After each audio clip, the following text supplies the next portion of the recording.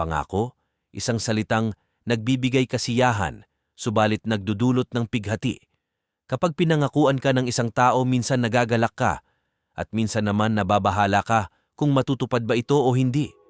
Ngunit ang pangako ng Diyos, kailanman hindi nagbabago dahil ang pangako ng Diyos ay bibigyan ka ng buhay na walang hanggan.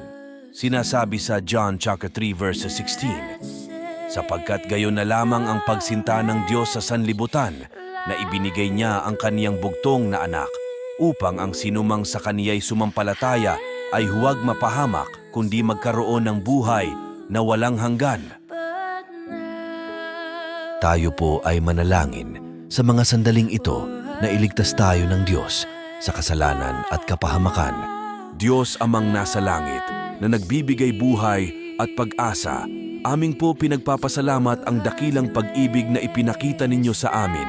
Ayon sa John 3 verse 16, sa pamamagitan ng pagkakapadala ninyo ng inyong bugtong na anak na si Hesukristo upang magdala ng kaligtasan at buhay na walang hanggan. Kami po ay nagpapasalamat sa inyong walang katapusang kabutihan at biyayang ito.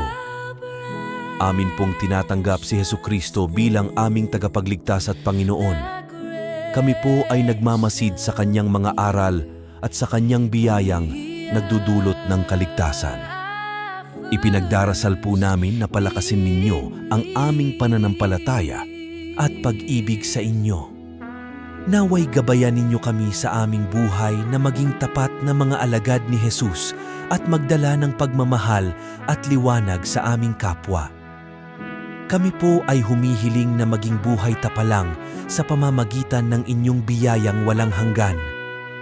Salamat po sa inyong walang hanggang pag-ibig. Ipinagdarasal namin ito sa pangalan ni Hesukristo, aming tagapagligtas. Amen.